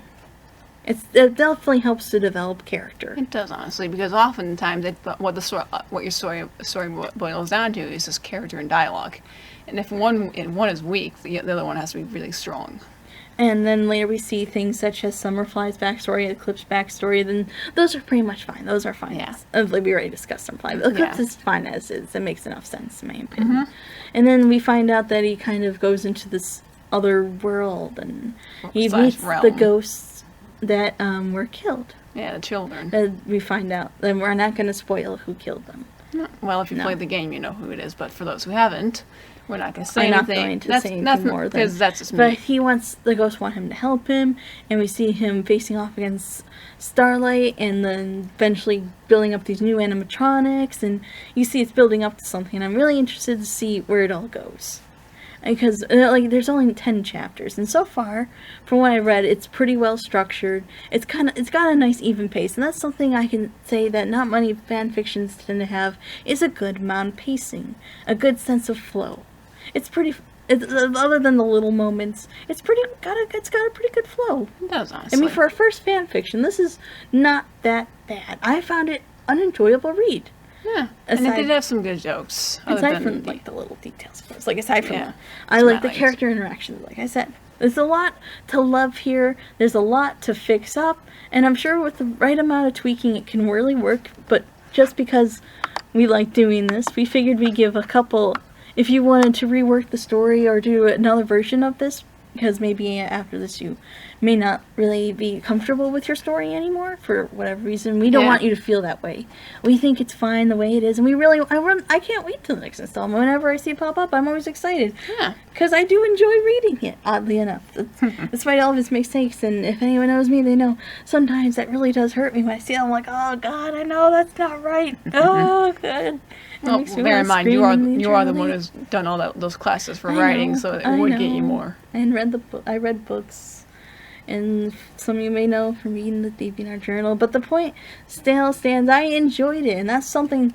There's some kind of, I can't really explain it. There's not enough. You've cracked something that I can't even explain that makes it enjoyable. I think it's probably for some of the same reasons that shows like Rick and Morty succeed. It's one of those things you never expect it to be good, and then you come across it, and it actually is good.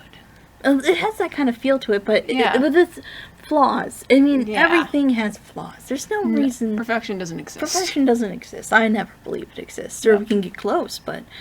So just don't worry about it. I just say, if you want to go back and rework it, you should. I think that would be great. Yeah. Keep improving. I can't wait to see how the story goes. I'm so excited to see what you do.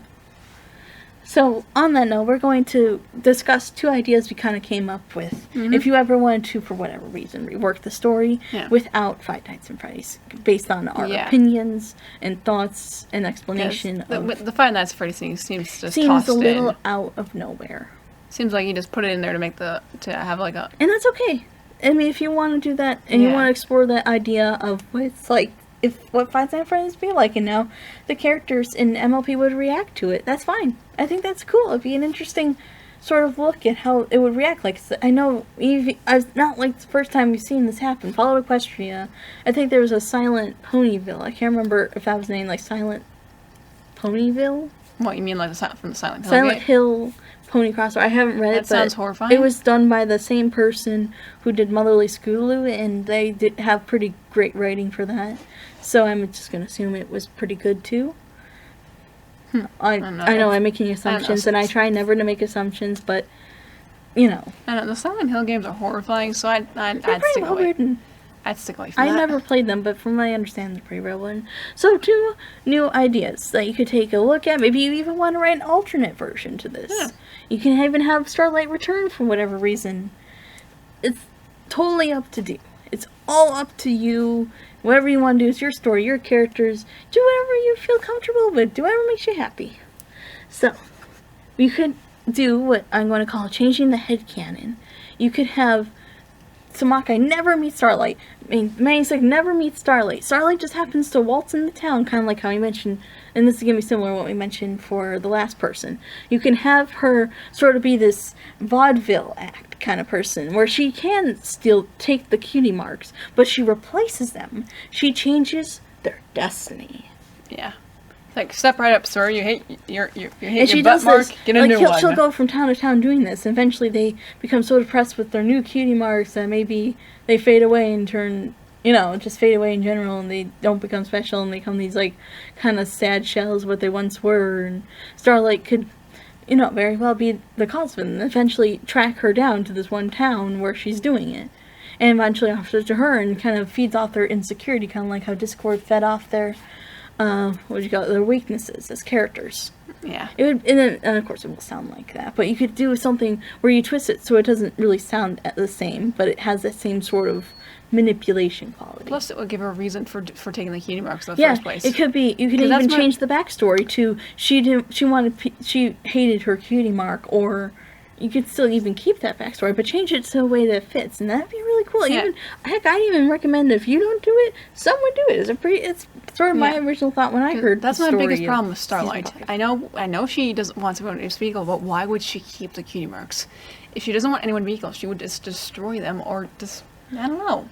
Well, maybe it's just because you can't destroy them. Maybe there's something she've tried, but it didn't work. Yeah. There's so much you can do with. I felt like there's more that they could have done with Starlight, but this is sort of my idea. And then another one could be you could do the same concept of Samakai getting trapped somewhere, but this time have it be like a cave. She traps them in a cave as a revenge plot and pecks them off one by one, like taking their key marks or something like that, or does something to them that will render them helpless or change who they are. Yeah. Because as we shown in the show. But then again, they already changed who they were in the season premiere. But like you say, you could change that headcanon. Yeah. You can change it to the vaudeville act and then have that come right after. I mean, these two work pretty well together. They could work together. Yeah. It's all how Vaudeville's you do first act, the turning I'm completely evil could be the second act. Yeah, so to summarize, just work on that dialogue. Start reading it out loud and asking yourself the question, does this need to be here? Does this fit with what I'm saying? Is this necessary?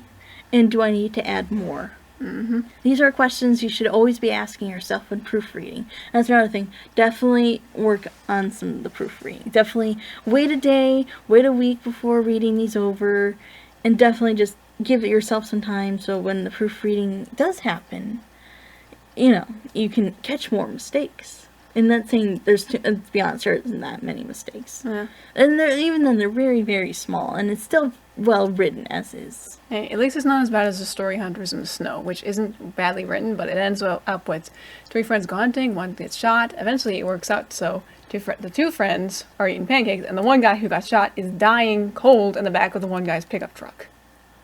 I did not follow a thing you just said. Sorry about that. I tend to rush, but... No, I know. I mean, just in general, that sounds very cluttered. It does. That's what I meant by there's that. more to the story than that, but I was just summing it up. I know, but even then, it sounds cluttered. In fact, and a way to avoid this, I'd say, is to do what most scriptwriters will do before they write their scripts, is do a log line. A log line is when you summarize the entire story in one sentence. This is a great way to check your story to see if it works.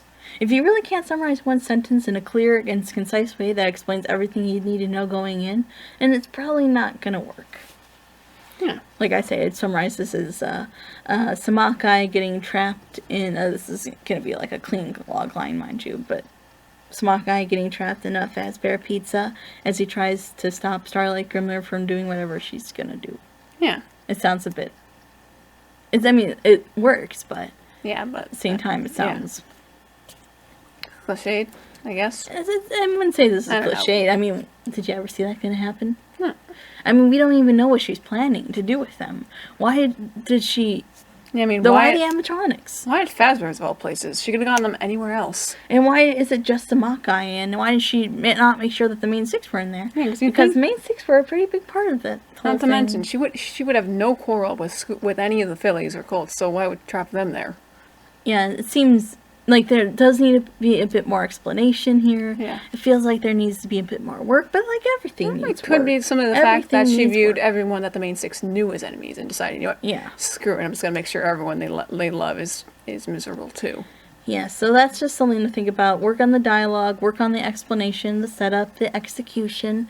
Really think about the backstories a bit more. Maybe really think it through, what you're doing, what you're saying. It's clear you are thinking through a lot of this. It's very clear you're putting a lot of effort in there. And of course, we can respect that. Yes. But just be aware that these are some things to think about when you're writing maybe future chapters of this. And I'm very excited to see what you have next. Thank you so very much, Void Some Hawkeye, for giving us your story to critique and all that. Thank you so very much for supporting all this crazy stuff. And I recommend that everyone go read this. I mean, if you're interested in Five Nights at Freddy, you should take a look. If you're interested in My Little Pony, if you're take a look. I'd say if you're just interested in the concept itself, from Heck, if you're you've bored, you heard, can go look at it. I just give it a look. I mean, it's at least worth a look. Yeah. It's not bad. It really, I wouldn't say There are worse it's things bad. out there. There are so many worse things. At least this is very well written, and it's very salvageable. I just can't wait to see where it goes, to be honest. Thank you so very much. And that wraps up the very first episode of this. Oh, I'm just so excited. Yep. So, to end this off, we have two things we'd like to leave you off with. One is a writing exercise. For this exercise, like, it's not really an exercise, more of a challenge. We're going to challenge you to write something. And if you write it, we'll feature it at the end of the next episode. Mm-hmm. Or if there's one, then we'll probably just feature the one. Yeah. If it's the best one you want to pick on it, exactly. you'll be featured. So today's writing exercise, I want you to write a song using not a song, but write a story with song titles. Nice. I did this before. It's actually a ton of fun. Just go think of a story, but only describe what's happening using song titles. But I assume they're still allowed to use words like the and action. It's not really, like, it's just literally don't go breaking my heart, probably put in parentheses by so-and-so, comma, shot through the heart, comma, that kind of thing. Oh, nice. You wouldn't use, like, the and all that. It would just be the song titles. Bonus points if you actually do make a compilation of the songs. Literally, if you do that, we will totally feature you. Yeah, and also you can use any song you want. Stupid. Just stay away from songs that use the F word every other word, because we don't. Yeah, we don't want to hear explicit. That. We want to try to keep this as peachy as possible to reach the broadest audience of fan fiction writers. Of course, if your song does have like one swear word, we'll just find the censored version and use that instead. The second thing we would like to do is do what we call a book recommendation. For this, we're going to recommend you a really awesome book to read if you want to, say if you want examples of what good writing looks like, in our opinion. Maybe not like good writing. It's something the book did really, really well, and we want you to take a look. Maybe it's a good story. Yeah. Maybe it does something like, in this case, reference humor pretty well. And so today's book is Ready Player One. It's pretty recent. Maybe not super recent. Like, I read this 3 years ago. So like 2012 maybe? Somewhere during my first year, or my senior year in high school, I read this for a Heroes in Fantasy and Literature class. It was a great read. I adore this book so much. It's very near and dear to my heart. Why? Because I'm a big nerd. And it touches every nerd nerve I could ever ask. We know that by now that you're a huge nerd. We're both huge nerds. To put in perspective, if you don't know what Galaga, Joust, Blade Runner... I've never heard of Joust before, but I know Galaga and Blade Runner. Well, Blade Runner or Holy Grail are, this book probably isn't for you. But if you do know what any of the stuff is, you're going to want to take a look at this book. It's got a bunch of and also bring a shrubbery along to read it. But here's the thing: this is something you might want to pay attention to, because this tells you how to do reference humor well. Because the point of these 1980 references, because the guy, you see, the story of the plot goes is that there's a virtual world called Oasis. I believe that's what it's called. Yeah, Oasis. It's in all caps. So the guy who made it eventually passes away, and then, because now everything is now in the virtual world, he's put a lot of money into this, and if you do his little Easter egg hunt and you succeed, not only do you get to own this world and everything with it, but you get all this money and you get all this power. And since the whole world is now focused on everything in the virtual world, that's pretty powerful. You'd have a ton of money. It's a really cool idea. So now everyone's, of course, obsessed with getting this Easter egg of sorts. And there's these people called Gunters. It's a really fun idea. These people, and no one's found the first key yet in the beginning of the book. And there's 3 keys. And this all is referenced around all these cool 1980s, earlier stuff. All this nerd stuff that only the biggest nerds could possibly get. If you're into that kind of stuff, the reference humor does work for that reason. Like what kind of references? Like, there's a whole... once you get a key, you have to play through a movie. You literally have to know the dialogue word for word because you play the main character, and you actually have to say the dialogue. Wow. You actually do give you cue cards, which you can earn. Nice. Like, what are some of the movies? The first one, I don't want to spoil too much. I can't remember what the first one's called, but it was a one with the Galaga game in it. But the second one is Blade Runner. Nice. You actually have to play through Blade Runner. It's really cool. Oh, cool. They even have to sing the song from Schoolhouse Rock 3's The Magic Number to open a door. Oh my god. Isn't that amazing? That is awesome. If you think that's amazing, this book's probably for you. So this one Gunter, of course, goes on this adventure. You're following him and you're following his friends through this crazy journey through a virtual world as an evil corporation tries to kill them.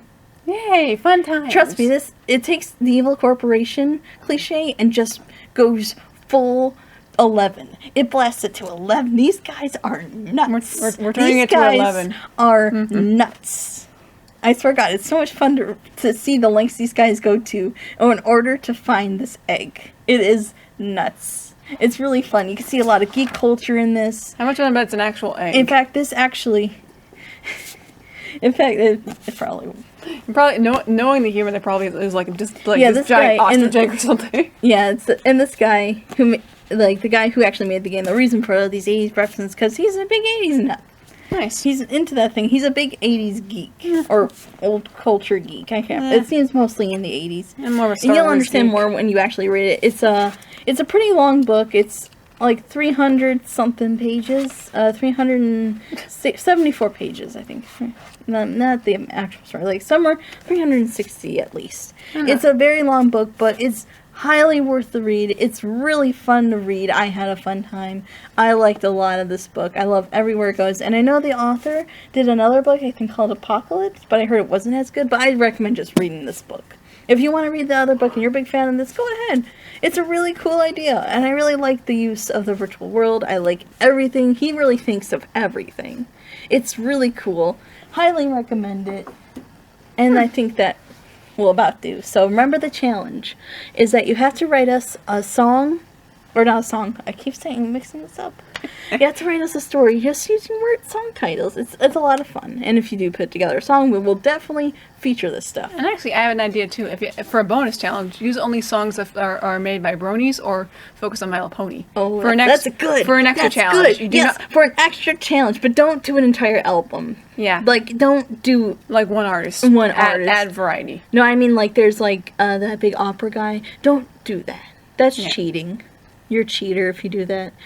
Or you do, or if you do, yeah. We will know. You can't use the majority of one concept album for your story. Yeah. You have to get it from multiple sources. Yeah. So that would definitely be a bonus, and another bonus would be actually making a compilation of all these songs. Yeah. So bonus challenge for that one. You don't have to do it, but if you do, we might like you more. Yeah. If you would like to submit your fan fiction to our little show here, since we don't really have an official group yet, like your OC sucks. Yep. We're just send it to prettypegasuswings. Just send us a comment, send us a note. Yep. You send it to me. Send it to Fly23Z even. That'd be pretty cool. Either one of us, it works because we can talk to each other about this stuff. We can, and then if you do, that'd be great. Your story fits feature on here. You learn something. Someone else learns something. Everyone's happy. Everyone improves. And if you have a question, you can also send that to us if you'd like, and we'll do our best to answer it. Yep. It can even be about. It can even be about writing. You never know. Well, you'd want to ask Pretty Pegasuswings. I don't know much about writing. Yeah, you probably should ask me if it pertains to writing.